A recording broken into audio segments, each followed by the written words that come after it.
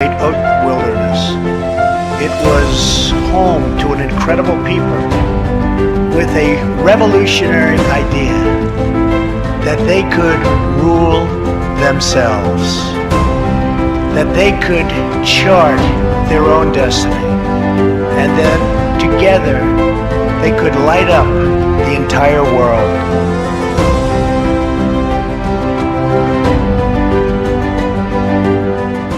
Prominent pro-life leaders in the world, originally from New York, ordained in 1988 by Cardinal John O'Connor. In 1993, he requested and received permission to devote his entire life and ministry to ending abortion.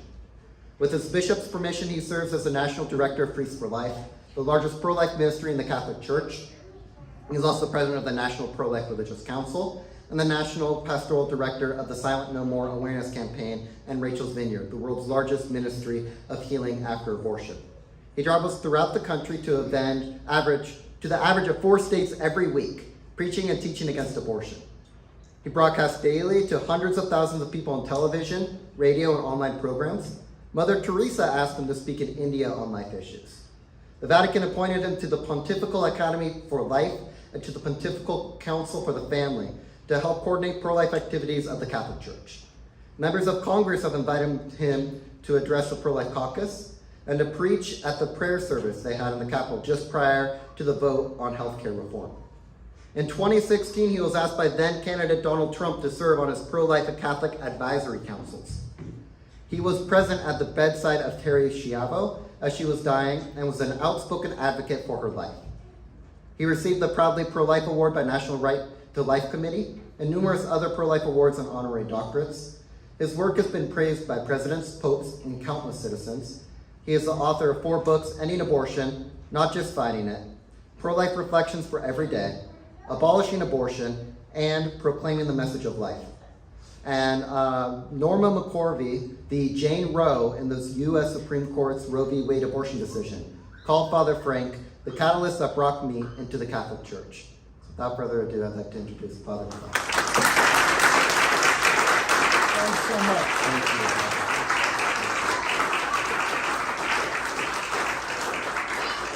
Brian, thank you very much, not only for that introduction, but for all that you do here, and all of you on the board, and all of you who are participating in the Lex Vitae. We have encountered each other before, haven't we? I know we did a Zoom call during the pandemic lockdowns, and isn't it great to see these lockdowns going away? Right?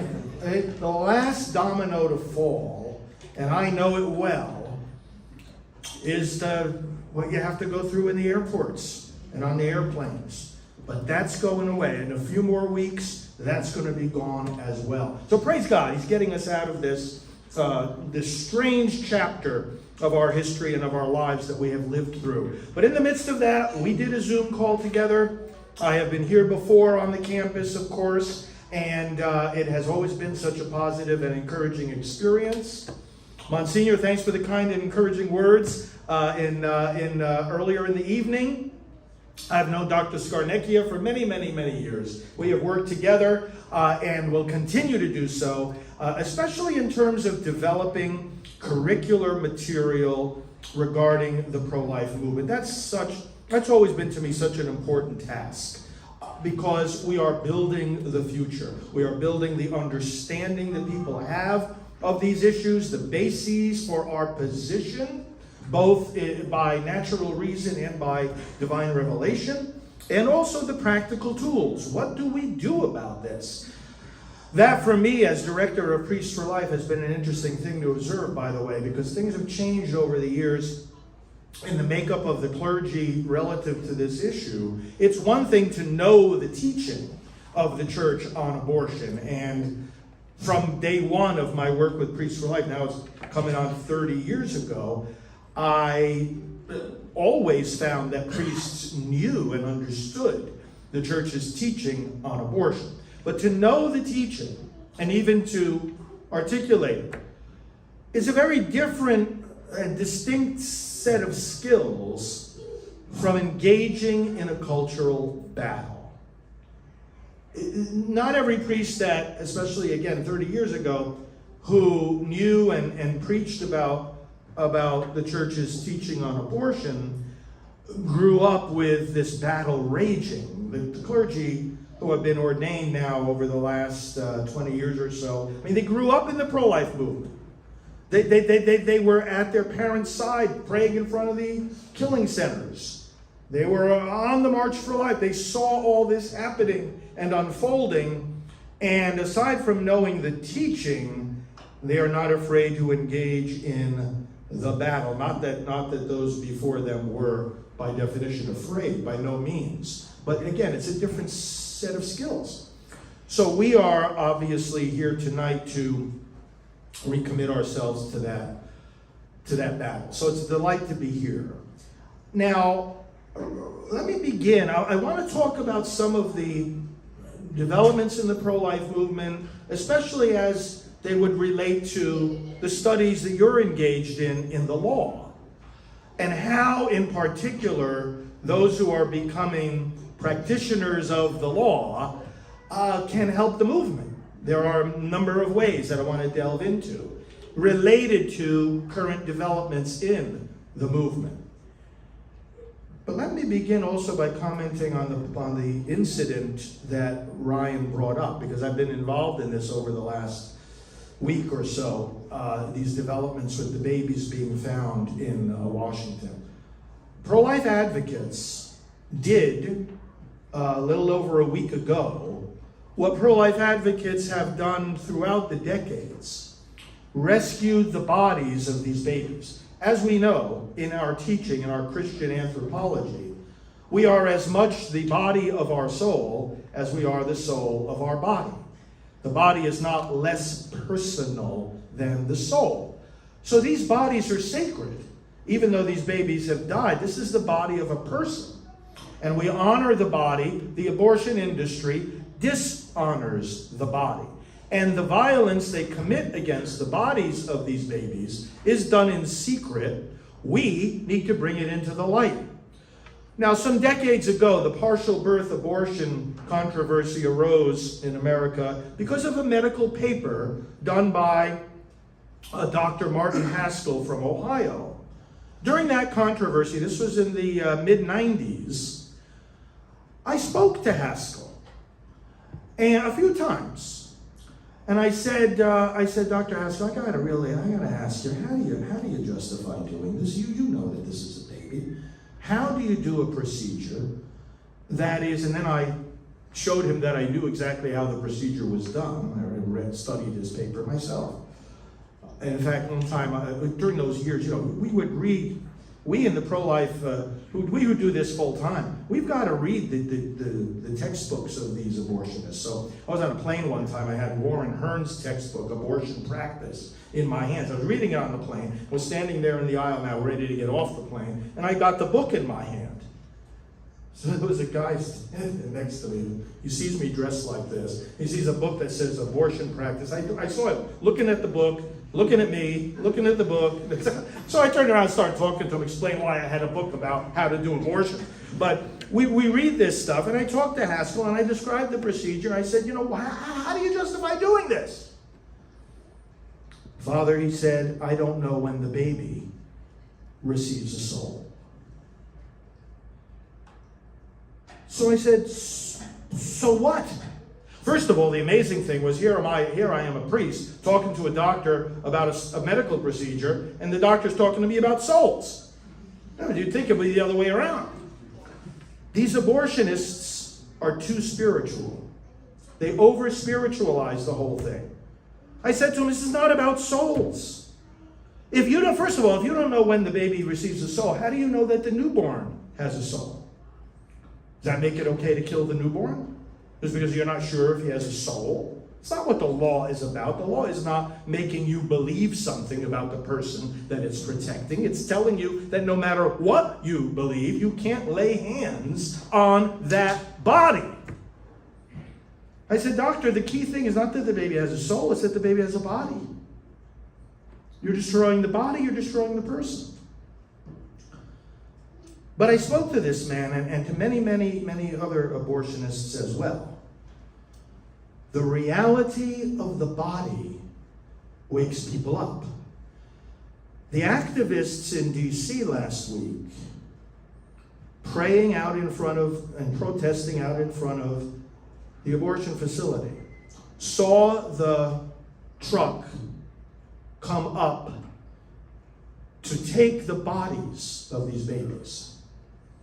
And the, driver goes inside, gets however many boxes there are, brings them out, puts them in the truck. I have blessed in different parts of the country. I have stood at the back of these trucks with the door open, seeing the thing full of boxes. I have conducted blessings there while praying at abortion facilities when these trucks arrive. And these activists did something a step further. They went up to the man and they said, "Do you know what's in those boxes?" And he didn't know.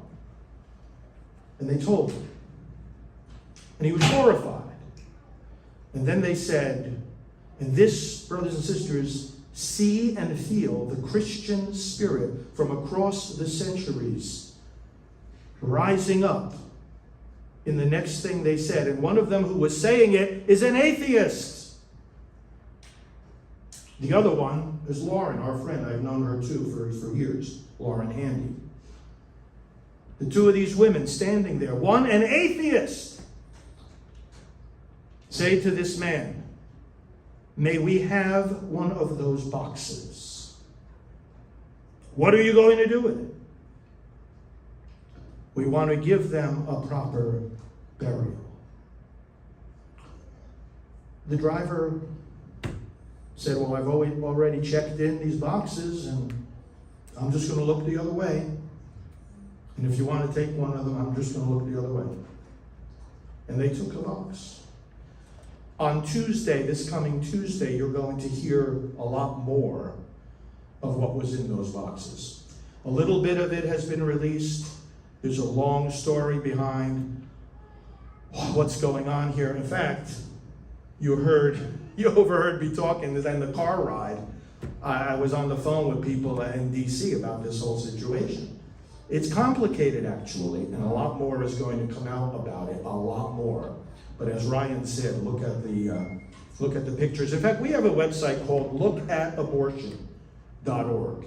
And consistent with what you were saying and what we were talking about before, I've always been quoted as saying, America will not reject abortion until America sees abortion.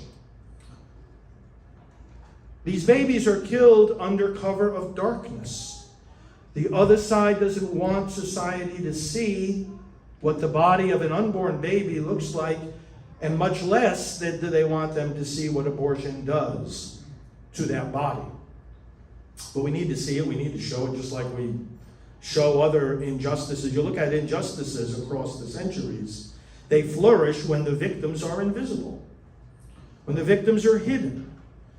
Those who do the works of darkness want to cover that evil in darkness. But Paul says in Ephesians 5:11, have nothing to do with the fruitless works of darkness, but rather, what does he say? Expose them. Expose them. So that's what's happening with this now. And there's a lot more to this story that'll be coming out in these coming days. And one of the first things these activists needed was an attorney. What do we do? What's the right thing to do? We don't want to break any laws. How do we handle this? They needed the kind of attorneys that you are studying to be, namely not those, and this is an affliction, by the way, particularly pronounced within I'm not going to say within the church, because the church is the body of Christ, filled with his Spirit, doing wondrous things. But within, let me put it this way, bureaucratic advisors to the institutional church, let's use that phrase, there is an affliction, which is the kind of attorney who will basically say, well, my mission is to make sure my client doesn't get into any trouble, and therefore to practically anything and everything they dream up that they want to do, I'm going to tell them why they can't do it. And I'm going to be so very, very cautious and urge them to be so very, very cautious that when you're on the receiving end of that, one of the conclusions you come to is, you know what, I might as well just sit down and shut up and stay in a corner somewhere, and I won't get into any trouble. There's a certain truth in that, except it doesn't take account of what trouble you might get into with God, who's trying to fill you with his Spirit to go out and change things. So the kind of attorneys we need are the ones that are going to come up to the activists and say, I understand your mission. In fact, I embrace your mission. We are in it together. So I'm going to give you all the guidance that you need so that you can be, yes, protected, and so that you can defend yourself if challenges come along, which they very likely will with just about anything we do in this movement. But that's the kind of, that's one of the immediate things that they needed and that they sought. Where can we find someone to help us know what to do and what not to do when we find the bodies of aborted babies? And we want to give them a proper burial. Now, some years ago, I pulled it out here before coming, I had an article in the Ave Maria Law Review. This was back all the way in 2007.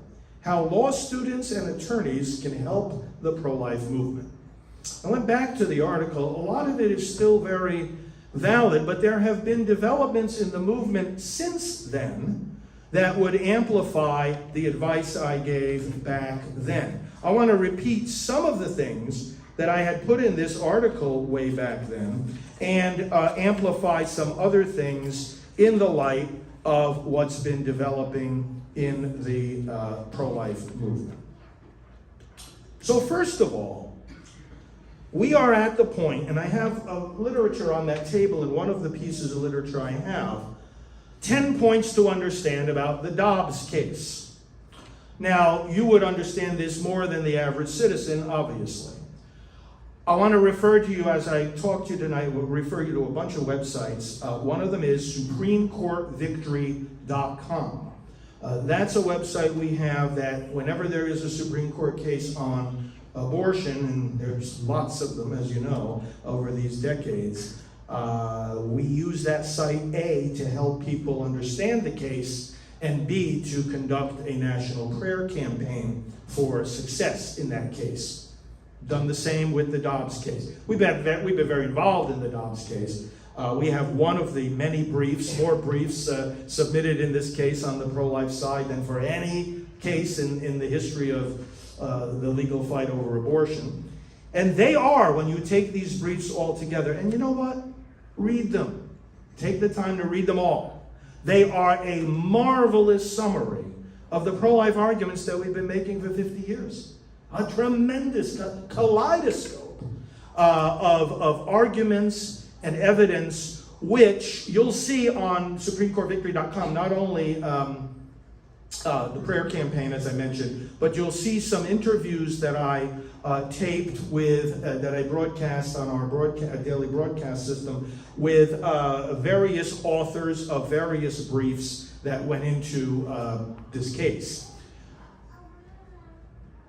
The thrust of many of the arguments is not only that Roe v. Wade is immoral, not only that it is unconstitutional, but that it is now simply obsolete. If people want to talk about the overturning of Roe v. Wade, one of the things the briefs in this case bring out is that Roe has been overturned in reality by the development of science, the development of law, and various developments in the culture. If you look back at the circumstances that prevailed at the time of Roe, and look at what options society provided for a single mom, they were nothing like they are today. We didn't have any online opportunities to pursue education or careers from working at home, while raising a baby. Opportunities through the internet and various things like that weren't there. The pregnancy centers weren't around. I just came back these last 4 or 5 days. I was in Jacksonville for the annual conference of Heartbeat International, which, as you may know, is one of the largest networks of pregnancy centers. I speak every year at this conference. We had close to 1,500 pregnancy center directors and staff there for several days. And we had hundreds of workshops for them. These centers weren't around at the time of Roe v. Wade. And now they outnumber the abortion facilities by almost a margin of 4-1. It's fabulous. Developments in the law, you know about the safe haven laws. They were even mentioned in the oral arguments in Dobbs by Justice Amy Coney Barrett. Developments in the law, developments in the culture, developments in science. Do we need to even remind ourselves of that? We know the unborn child. We know the unborn child. You know, when you can see the unborn child, and we can see them better now than we could at the time of Roe v. Wade, once you can see them, you can diagnose them and treat them. So the development of technology visualizing the child has led to the development of an entire field of medicine for fetal diagnosis, therapy, and even fetal surgery. I've been privileged to go to some of the conferences of the fetal surgeons around America. And these people are just, well, of course the baby is a patient. Maternal fetal medicine doctors, they know they're dealing with 2 patients. Some of them still have the idea by amazing mental gymnastics that it's okay to kill one of their 2 patients, but that's on another plane. But it's just from the scientific plane, they're there, all right. It's clear as day that who these babies are. So the argument that Roe now is simply obsolete is coming through loud and clear in Dobbs. God bless the state of Mississippi for not only insisting that their law be upheld, but for going further and saying, you know what? Roe and Casey, they don't work. They never did work. The unworkability of these decisions, okay, and you understand exactly what that means, is well documented in these briefs. Justices on the Supreme Court and judges in the courts throughout our land just completely confused. What in the world do I do with abortion policy? You guys are telling me things like, undue burden. I don't know what in the world that means. Do you know what that means? They don't know what it means. Because Supreme Court cases on abortion contradict each other in terms of what undue burden means. This is all so confused and confusing. And in the process of confusing the jurisprudence on abortion, the justices exhaust themselves by having to take all these cases. Every time a state wants to make a move about abortion, everybody realizes this isn't going to be judged by the duly elected legislators who can have hearings, who can collect evidence, who can propose amendments, who can listen to the input of their people, who can be voted out of office if the people don't like what they're doing and bring in somebody else and do it better. They can go through all that process, and they do, and the legislators of Mississippi did. And they can look at the changed science, and they can look at the development in law, and they can look at the changes in the culture, and they can say, based on all this, we're going to set this law as policy for our state. And then you know what the district court did? They put their hands over their eyes. They put their hands over their ears. And despite all this work that the legislators did, they said, well, we're not going to listen to any of it. It's all completely irrelevant. The science, the evidence, the testimony, the more evidence we have than ever that abortion hurts women. No, we're not. They said it all doesn't matter. They only asked one question. What was that question? Is this law prohibiting abortion before viability? One question. And based on that one question, whose answer in this case is quite clear, of course it does. It's protecting the baby starting at 15 weeks. At the time of Roe, viability was around 28 weeks, though they said, well, it could go as early as 24. Now it's more like 22. But the court said, well, this is 15, so it's obviously pre-viability. Sorry, doesn't pass constitutional muster. We don't have to go any further. And that's absurd. You study the history of Roe. Was the argument about viability present in the law that was being challenged out of Texas, or in the law out of Georgia in the companion case Doe v. Bolton? Was viability anywhere in those laws? No.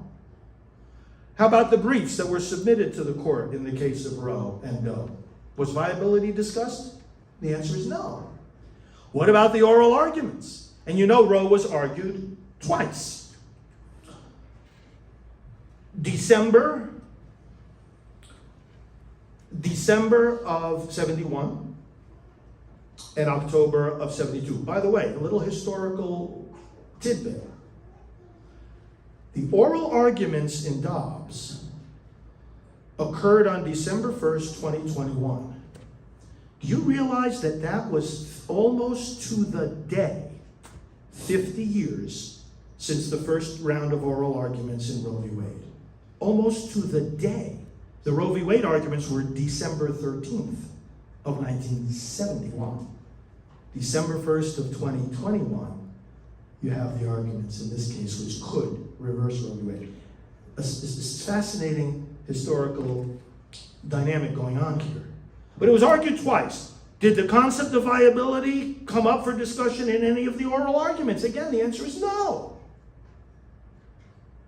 Did the viability appear in the first drafts of the decision circulated among the justices? It did not. In fact, they were on a course for a while of saying that abortion would be permitted only in the first trimester. Of course, that's the idea, the mistaken idea that that's what Roe says, circulates to this day as the dominant understanding of the decision, which of course is wrong. Permits abortion throughout pregnancy, gives the states a little bit of leeway in the final months, but then the subsequent Supreme Court decisions on abortion dismantled that framework anyway. But the point is, viability got thrown in about a month before the decision was issued. In the conversations between the justices and the memos they were sending back and forth. Oh, this is probably a good line to draw. Where in the history or the structure or the text of the Constitution is this concept? Nowhere. And you're going to tell me that it's unconstitutional to protect babies before viability? According to what Constitution? The Constitution of your imagination? What are you talking about? And so this is what the justices are really seriously looking at right now. Because when they accepted this case, right, they accepted one question. One question. And when we saw that question, I'm telling you, I started jumping for joy. I said, yes, this is exactly the question that they have to answer. And the fact that they were willing to answer it right from the beginning gave our whole movement confidence that this case was going to bring us at least a step in the right direction. Maybe a very, very big step.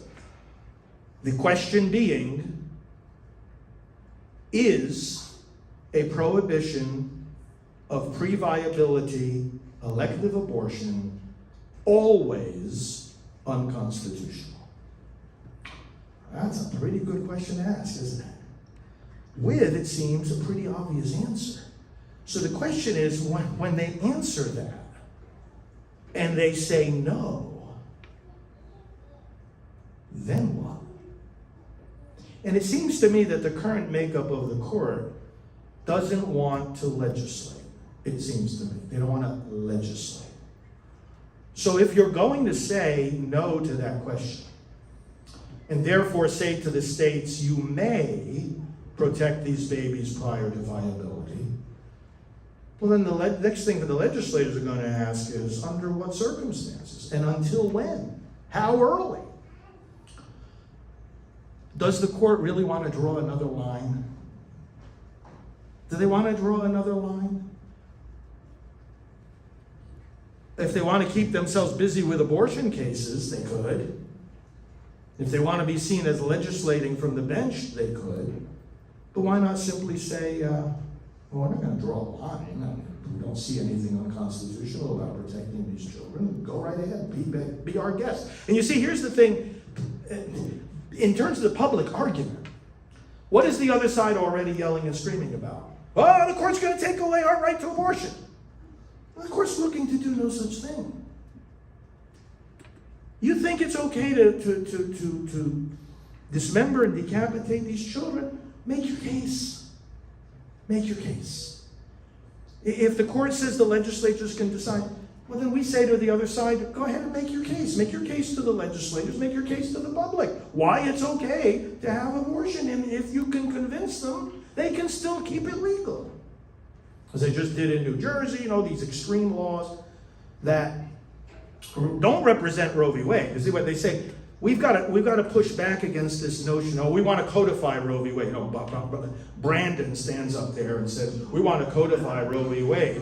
And he doesn't know what he's talking about. He doesn't know what he's talking about any of the time anyway. But the point is that this is not codifying Roe v. Wade. When they talk to me about codifying Roe v. Wade, I said, oh, really? I said, well, so what provision in this law that you want to create to codify Roe gives the states the opportunity to protect the babies in the later stages of pregnancy? And which provision of this law talks about the interests of the state in the developing baby and in the health of the mother? And which provision of this law says what Roe says, that the right to have an abortion is not absolute? Where in this law does it say, well, this is not codifying Roe? This is going to the absolute extreme that you can go when it comes to abortion, to the absolute extreme. And, a number of states have done it, New York and New Jersey and several others. And in the event of Roe being formally reversed, a number of states will go that way and a number of states will go the other way. It's actually about half and half. And actually, it favors our side, really. So, because it's about a 2020 and 2020-10 division, basically. 2020-10 meaning that 20 would lean in the pro-life direction or immediately begin protecting the unborn. 20 would be going in the other opposite direction. And the others, 9 or 10 states, Florida included, would be in a position where we could craft effective pro-life legislation. The climate would be there to do so.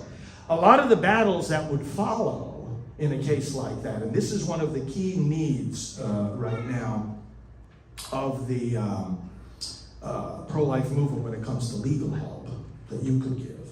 One of the key needs is simply going to be advising pro-life groups, pro-life activists, pro-life strategists, advising them of the dynamics of state law in their particular states, and also advising them in the inevitable battles that really have already begun over whether a state constitution has a right to abortion. So if the Supreme Court says the federal constitution does not, nevertheless, the pro-aborts are going to say, okay, well, we love, one of the favorite places, where one of the favorite places of pro-abortion people is? Behind the robes of a judge. Including the pro-abortion legislators. They love to hide behind the robes of the judge. Oh, the court took it out of our hands. We can't do anything about this. And that's what a favorable Dobbs decision would take away from them. You can't hide behind them anymore, guys. You can't hide behind the judge. Make the decision. Legislate. What does a legislator take an oath to uphold? The Constitution. The same Constitution that the Supreme Court Justice takes an oath to uphold. It's the same Constitution. It's the same kind of oath. So they have a right to interpret it. They don't take an oath to interpret the Constitution as the court understands it. They take an oath to uphold the Constitution in the only way that they can uphold it, which is how they understand it. People are going to be battling in the court system of their respective states. They're going to need help to understand what's going on. They're going to need help to craft the arguments. They're going to need people who, from a legal mind, can read those constitutions and their histories and show the people why it's such a silly idea to think that after however many years, decades, over a century, that state has had its constitution, that suddenly someone discovered what nobody else saw was there, a right to an abortion. But the legal arguments are going to have to be made, and you're going to have to help people make them. That's going to be one of the key battlefronts. The other thing, of course, flowing from this will be, if in fact the court says it's up to the states to decide if they're going to protect the unborn, there's going to then be the need to develop the arguments for phase two. And phase two, of course, is, would we ever think it to be reasonable to say that killing an adult was okay in New York, but not okay in Alabama? Shooting someone in the street, whatever method of killing the innocent cannot be right in one state, wrong in another state. We have inherited our system of law with the understanding from the common law that there are natural rights.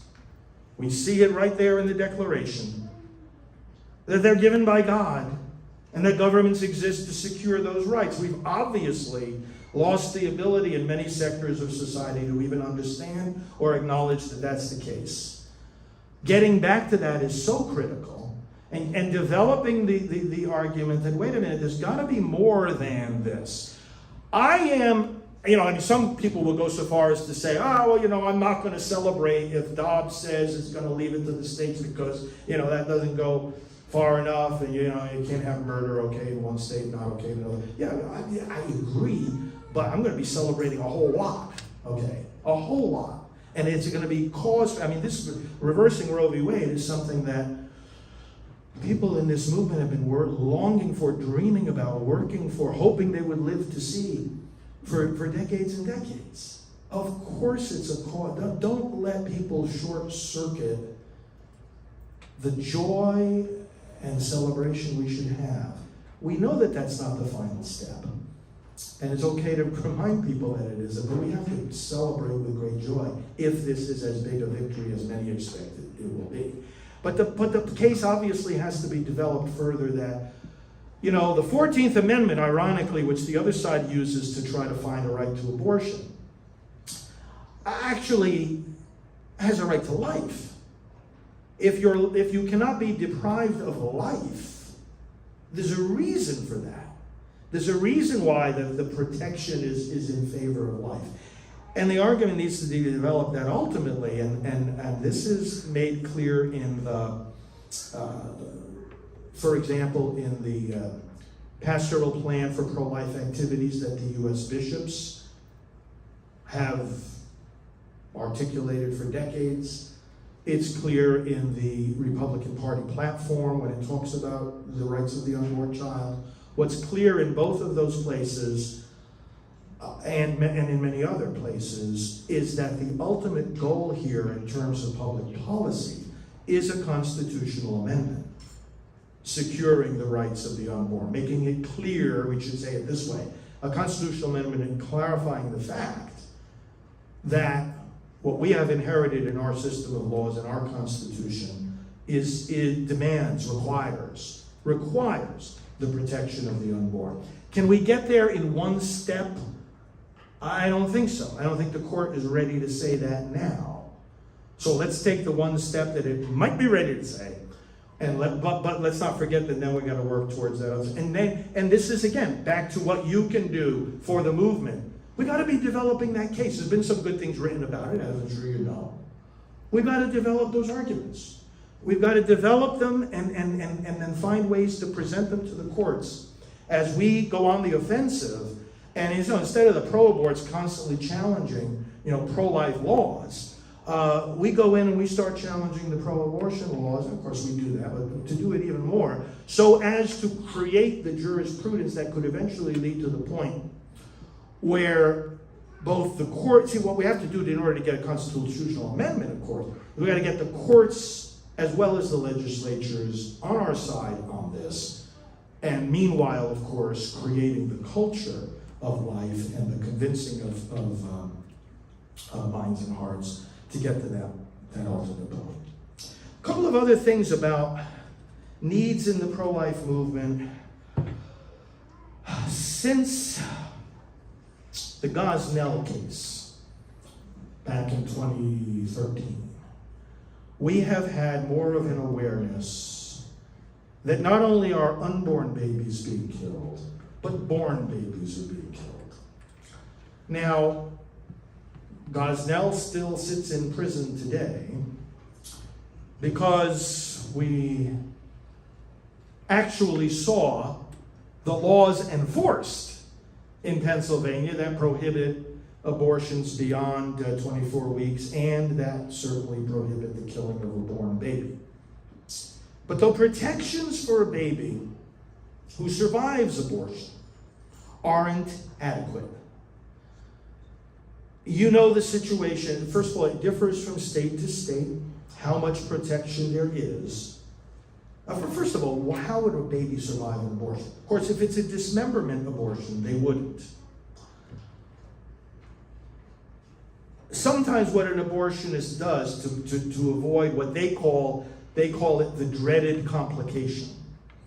When a child that they're being paid to kill comes out alive. That's one of the last things they want to happen. Of course, the very last thing they want to happen is for people to see what an abortion looks like, which goes back to what we were saying before. Remember these scenarios on certain social media sites, and people over these years in recent years actually have boasted, "Oh, I'm going to film my abortion." Remember that woman who filmed her abortion? She said, "Oh, look how easy it is. This is the whole point they're trying to make. Look, I'm smiling. Look, it's not no big deal." I challenged her when she did that a few years ago. I said, "You didn't film your abortion. You didn't do so." First of all, I'm going to presume that what you were doing there in that video was actually having an abortion. I have no way to prove that. I'll just give you the benefit of the doubt. But you did not film your abortion. You filmed your face. You want to film your abortion? Put a camera inside your body and let's watch what happens to that baby. You want to film your abortion? Be my guest. I want to see it. I want America to see it. She didn't film her abortion. That's the last thing they would dare even think about doing. So that's the last thing the abortionist wants to happen. The next to the last thing is a baby born alive. How could it possibly happen? Some of these abortionists try to prevent it from happening by inserting digoxin into the baby's heart to stop the heart. But you have to remember something about these abortionists. They are largely untrained, careless, unscrupulous people. They don't know what they're doing most of the time. This is a corrupt industry that has a lot of practitioners that don't know their left hand from their right. They mess it up so frequently. They're inserting digoxin all right, but they don't know what they're doing. And it doesn't work. Or they don't put a sufficient amount. Or they don't wait long enough. Babies are born alive. Now, the CDC tracks some of this. States, including Florida, track it. But only about 9 states track it. So we have no idea, hundreds of documented cases just from the states that track it, but we have no idea how frequently it's happening, but we know it happens. Okay. And we also know that, again, for 2 reasons, because of the difference in state laws and some of these radical pro-abortion bills that have recently come about in these last few years, not only take away any restrictions on the killing of the unborn, but they weaken the protections in place for the born, those that might survive. On the federal level, you may remember that George W. Bush signed into law the Born Alive Infants Protection Act. But it's a defining law. It's a definitional law. It doesn't have any enforcement. It doesn't have any penalties. It doesn't have. What it does is important. It defines that this child born alive at any stage of gestation is a person under the law. But then it doesn't go further to say, okay, well, therefore, if such a baby were to be born alive, here's what must be done or not done. So it has to be supplemented. And therefore, the Republicans in Congress introduced the Abortion Survivors Protection Act a few years ago to strengthen the provisions of federal law for the protection of babies that might be born alive. And the Democrats didn't even want the debate. They certainly don't want the law, but just as much they don't want the debate. And so they have refused to bring it up for debate. This Congress and the last Congress refused to bring it up. The Republicans launched a discharge petition. And if you know what that is, if more than half of the members of the House sign a discharge petition, then a bill can be debated and voted on even over the objections of the party leadership that's in the majority. I know from the last Congress that the Democrat members, this is split right down party lines, by the way. Okay. All the Republicans, both times the discharge petition was introduced in the current Congress and in the last Congress, all the Republicans signed it. A couple of the Democrats did. They were berated by Nancy Pelosi to their face. Why did you sign that discharge petition? It's like, what's going on here? What is wrong with this? We want to protect the baby who's outside the womb. How in the world are they so passionate about not even having a debate about what is going on? Well, one of the things might be this. They understand the value of a law like this better than perhaps many people on our side. Because if there were a strong law that said, you will protect, under penalty of law, a baby who was marked for abortion, but then survived, you will protect that baby after birth, then you have introduced into the law the following principle. That a baby marked for abortion can in fact be protected over and above the choice of the mother. And think about this for a minute. Even though the baby now is born, not unborn, the baby was marked for abortion, scheduled for abortion. But the law can still have a role in protecting that baby. Well, once you admit that, then the argument becomes even stronger than it already is to say, well, what's the difference between the baby now and 5 minutes earlier? Or 5 months earlier? Of course, there is no way to make a difference there. So their case begins to unravel. It also introduces another principle having to do here with the separation of powers. If in fact you grant that the Supreme Court found a right to abortion in the Constitution, does not it stand to reason that the Supreme Court finding such a right cannot prevent the Congress then from activating that right and in the process of doing so setting limits to it? In other words, what would be the rationale for the Supreme Court to find a constitutional right, but then for Congress not to be able to legislate on it, and in legislating on it to define its limits? And to say, as this bill would have Congress say, that the Supreme Court in Roe v. Wade could not have meant, when it found a right to abortion, it could not have meant that a baby born alive could not be protected.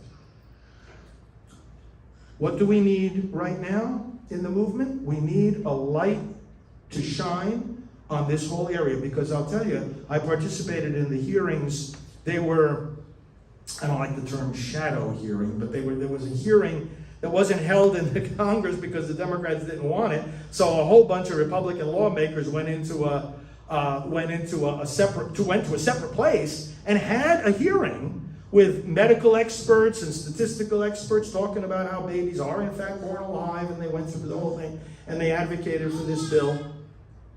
We need a light to shine on this because it's not getting adequate attention. And it's something that really, really wakes people up when they come to see what's happening. Studying the legal dimensions of this, making it clear to people why the existing protections are not sufficient, showing people what a law like this would or would not do to the so-called right to abortion, and so forth. We need your expertise in this. The movement needs your expertise in this. Another big area that the movement needs your legal help with has to do, of course, with the freedom to make our case in the first place. And the intersection that we're also aware of between defending the right to life and defending religious liberty is so strong and so clear. And it has a lot of reasons why it's so intimately connected. The reason is not that the pro-life position is solely a religious issue or position. It isn't. But even the Catholic position on abortion starts with human reason, right?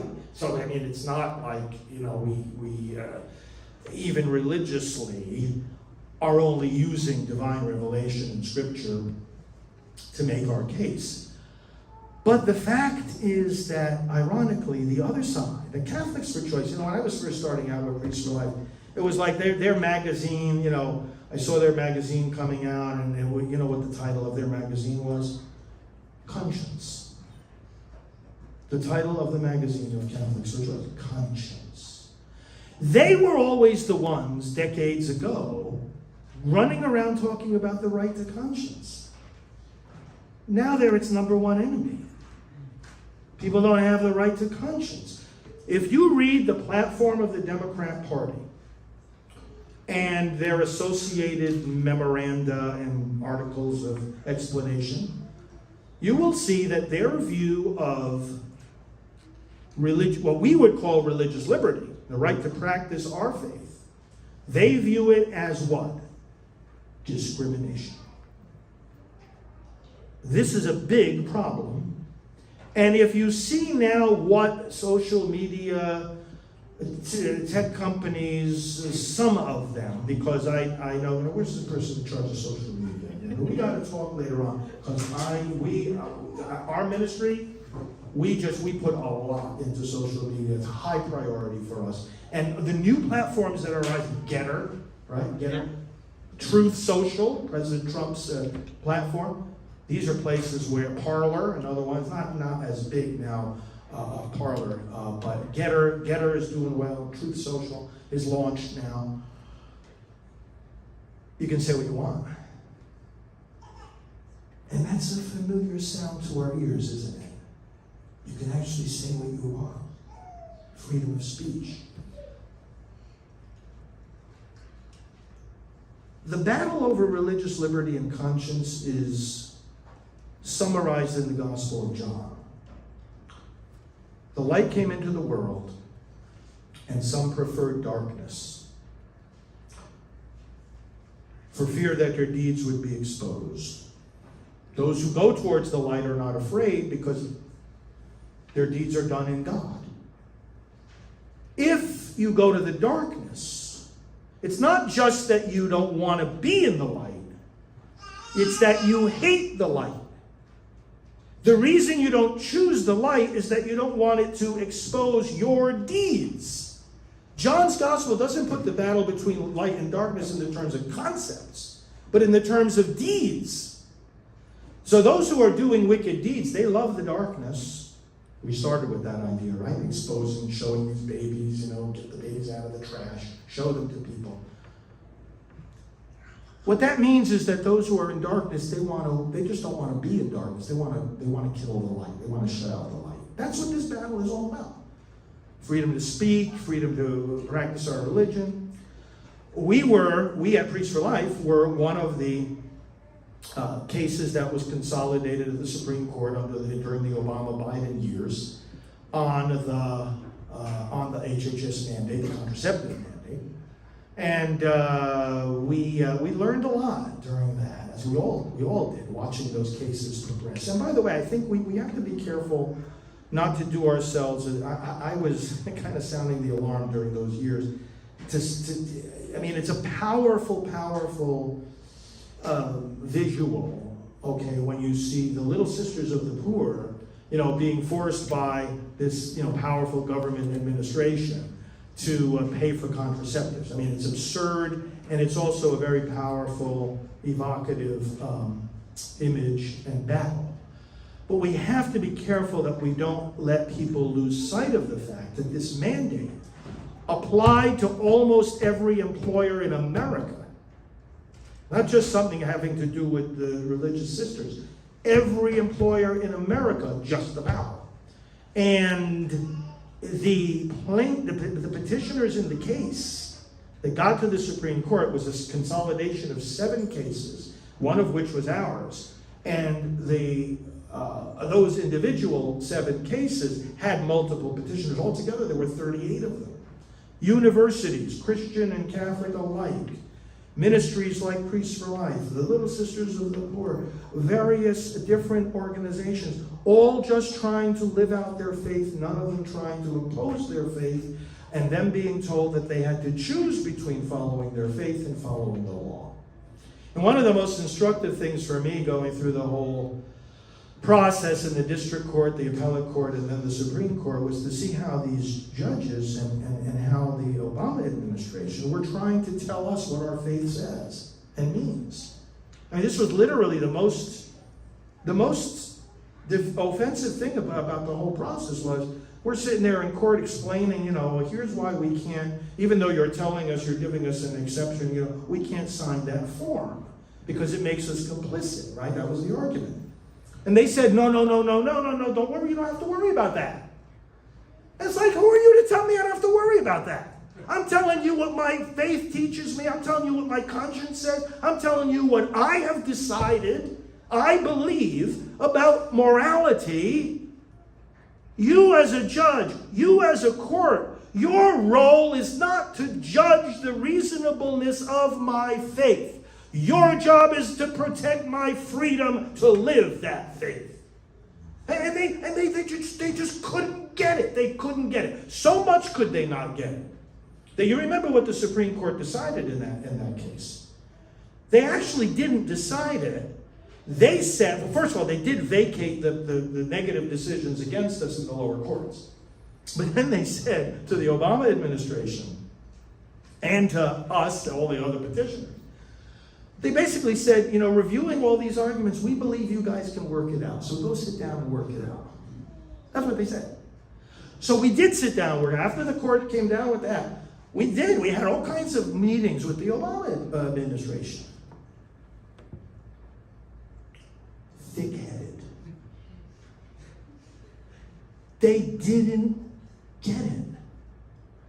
They didn't want to get it. They just couldn't bring themselves to understand that we are believers who believe we're doing something wrong here and should not be forced by the law to do it. Don't try to judge the reasonableness of our faith. You're not going to succeed in doing that anyway. Just protect our right to live it. We were making very, very little progress. And then somebody named Donald Trump got elected. That's what freed us from the mandate. That and that alone. He freed us from the mandate. And brothers and sisters, had the election gone the other way, I say to people, when people ask me, why do you support President Trump so much? One of the things I say to them is just very simple. If he weren't where he is, we wouldn't be where we are. This mandate was set to literally destroy all kinds of ministries. And when some dioceses, this is a whole other area. So what I'm saying is, obviously, the role that you have to help people understand exactly the issue I just articulated, exactly the challenge that people face today, about just the freedom to believe and live our belief. But the other thing this leads right into, logically, is, okay, the church has lots of freedom. Are we going to use it?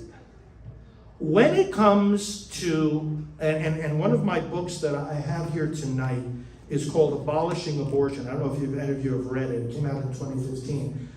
It's basically a strategy memo, and much of the strategy that I laid out in this book, actually, the pro-life movement has exactly been implementing in these recent years. But in the middle section of the book, but basically I tried to do in the book was to say, what's the next step the state has to take in ending abortion, and what's the next step the church has to take? And one of the big obstacles I analyzed in terms of the church is the Johnson Amendment. And I want to recommend to you, you want to really help the pro-life movement, help churches, pastors, and not-for-profit organizations understand what they can in fact do with elections. Because it is a big problem. I was saying earlier about, the two types of attorneys, one of them says, no, you don't do anything, don't get in trouble. And the other one says, I'm going to help you carry out your mission, and if you get in trouble, I'm going to defend you. Those are two very different approaches. So we need more of the second approach, advising the churches, because what we get out of the churches, first of all, the Johnson Amendment, first of all, President Trump in 2017 said, we're not enforcing it anymore. And his executive order has not been, of all the executive orders that the Brandon administration reversed, from President Trump's era, this one wasn't among them. They didn't reverse. Do you know why they didn't reverse? It was like they say, well, why the heck should we keep our, Democrat-loving pastors from inviting us in and giving the sermon? They don't want. What benefit would it be to them to reverse that executive order? So it still stands. They're not enforcing the Johnson Amendment.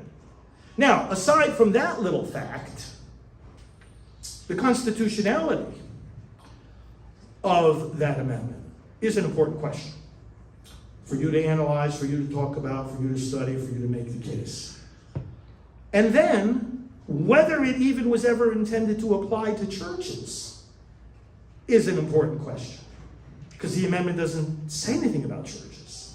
And there's reason to think that Lyndon B. Johnson, when he threw that thing in there without any legislative debate, and for obvious personal reasons against groups that were threatening his re-election, didn't intend for it to apply to churches.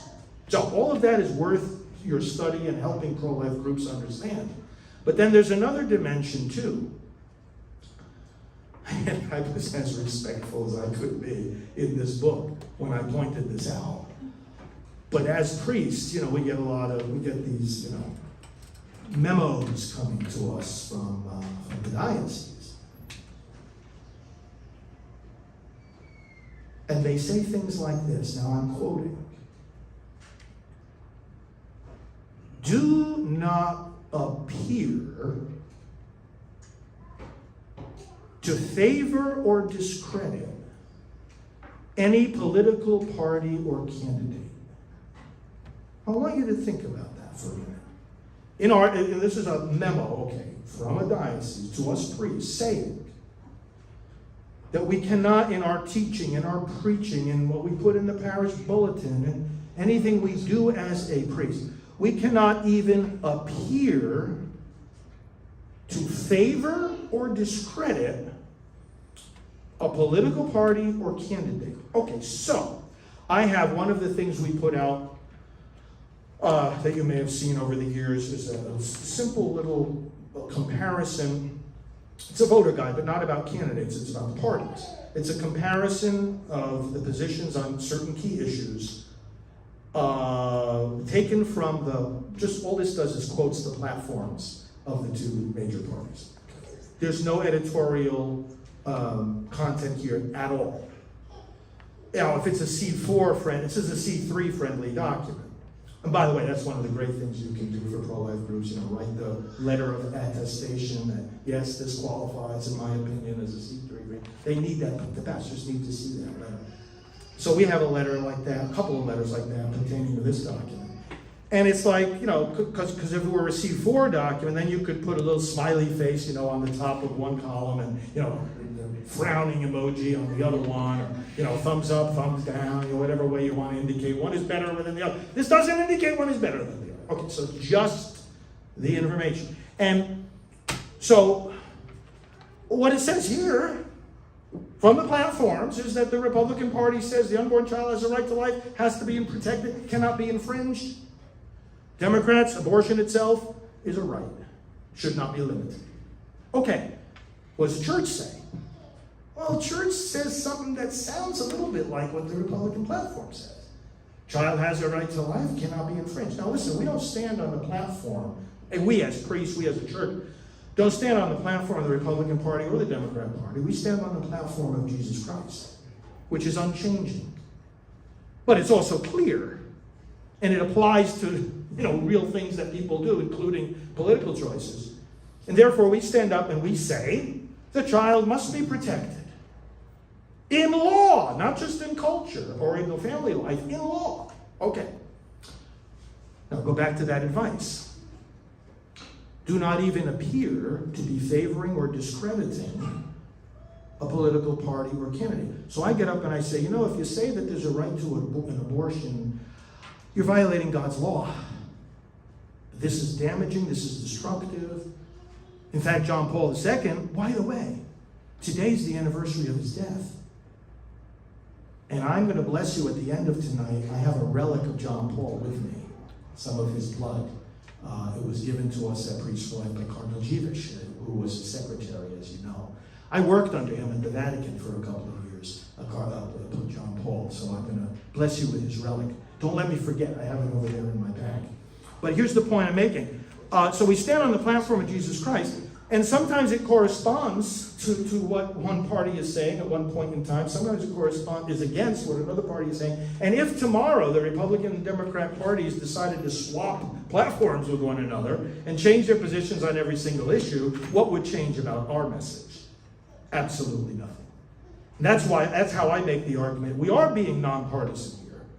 And when I do my teachings, when I speak into the world of elections and politics, as I do constantly, without apology, I'm acting out of a pastor's obligation. I'm acting out of a religious mission to apply the Word of God to society.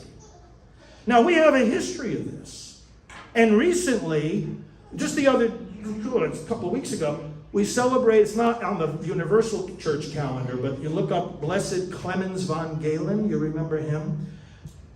Bishop of Munster, and when the Nazis came into power, he preached. He was famous for 3 powerful sermons he gave one summer against this political party because of 2 reasons. Their suppression of innocent human life and their suppression of the freedom of the church. We've got the same problems in the Democrat Party today. And they beatify these guys that preach about it, and then they punish us when we try to preach about it today. It is absurd.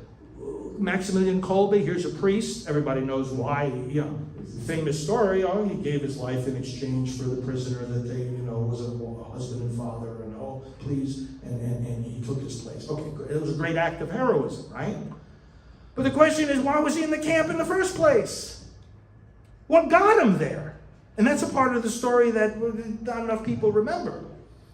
From his monastery, he was publishing and broadcasting against a political party because of their suppression of human life and their suppression of the freedom of the church. And here's a priest that we canonize. So the point I'm making is this, that if I were to follow advice that says do not even appear to be critical of a party or a candidate, the only way I could follow that would be to shut up about the gospel. The only way I could not appear to be favoring or criticizing a political party or candidate. And that's not my motive. My motive is to proclaim the platform of Jesus Christ. But the only way I could appear not to be doing those other things is to keep quiet. And that's not an option. So what I'm saying to you is we honestly, many good, I head up a group called Priests for Life, right? We try to help the priests to talk about these things.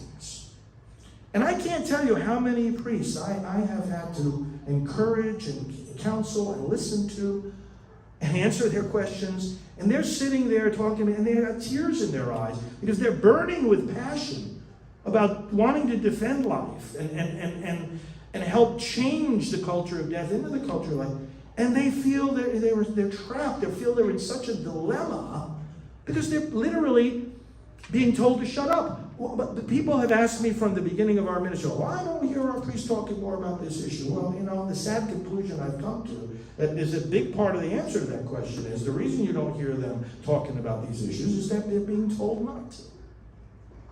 This has got to change. One of the ways it can change is the legal expertise of people like you clarifying for the church, and not just the church, but all the pro-life organizations in whatever communities you will serve, clarifying for them that, hey, you have a lot more freedom than you think you have vis-a-vis the law relating to elections and politics. And you know this better than I do. We have a lot more freedom than we think we do. The best way to defend it is to exercise it. Do it. We try to do that. We're a C3 organization. And we try to push as hard as we can to show others that, yes, you can do this without getting in trouble with the law. And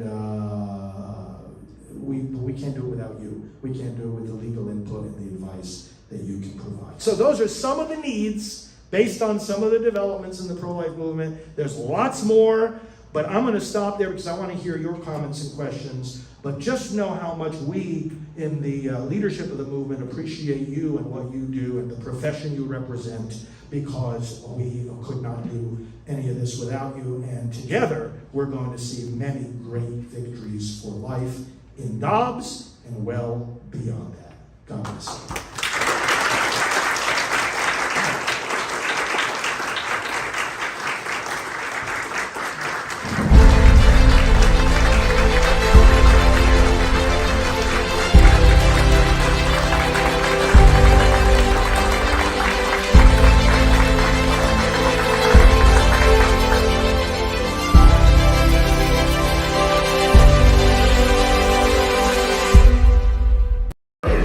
Richard Lee, we have Jim Garlow, and we have Father Frank Pavone, someplace there in the audience, so I appreciate you.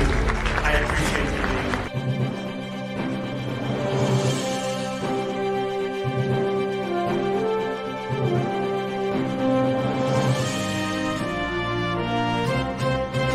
being. Follow him, Father Frank Pavone, Fr. Frank Pavone, on Twitter. He is the National Director of Priests for Life. Please go to priestsforlife.org.